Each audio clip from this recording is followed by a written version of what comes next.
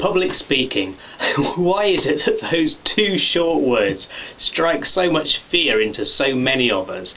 It's a really interesting question. I don't know if you've ever really sat down and thought about it. Why am I so afraid of public speaking?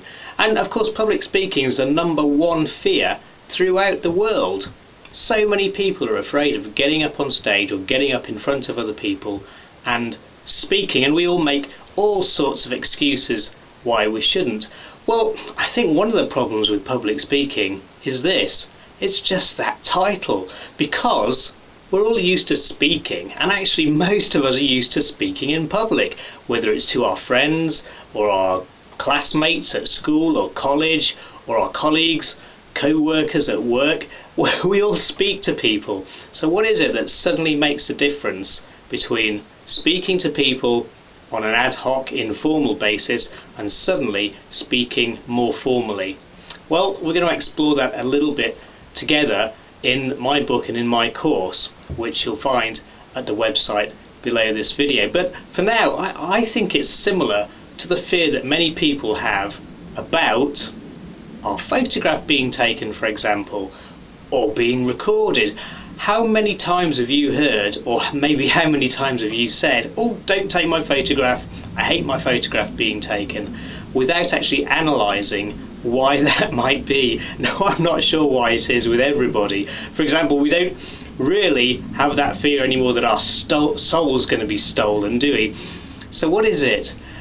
Is it because we don't like to look at ourselves? Now, I think that's closer to the truth. But of course, when somebody takes our photograph, it doesn't mean that we're ever going to see that picture.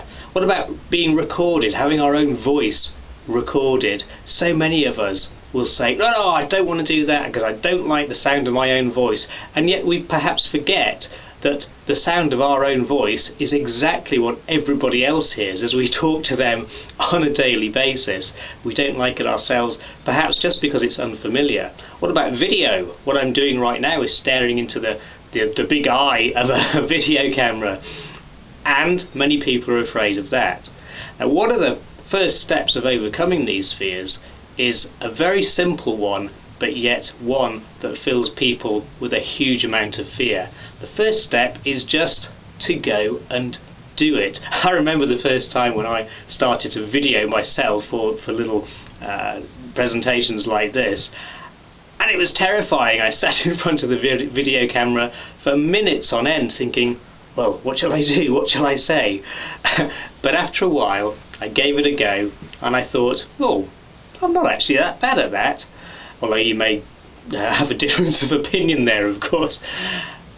And the problem is that if it's something unfamiliar to us, we fear it because of the unknown. We're always afraid of stepping into the unknown, aren't we? It's the same if we were going to climb a rock face or explore a cave underground. If we can't see what's around the next corner or where the next handhold is, we're scared.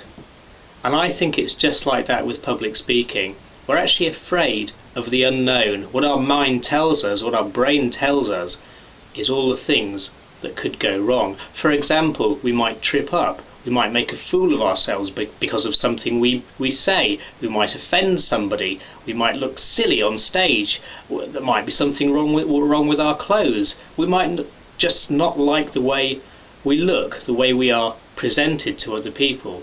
And all those things, and I believe a combination of all sorts of things that have happened to us over past years in our own lives, I believe go together to mould that impression we have of ourselves right now. And that's what makes it so hard to put our hand up and say, yeah, I'll speak to that crowd of 5 people, or however many it might be, because it doesn't actually matter, does it, how many people there are in the crowd? It could be 5 people, maybe people we work with, or it could be 5,000 people at some sort of big conference. It doesn't matter how many there are, the fear is still the same. And what I want to help you to do is to overcome that fear.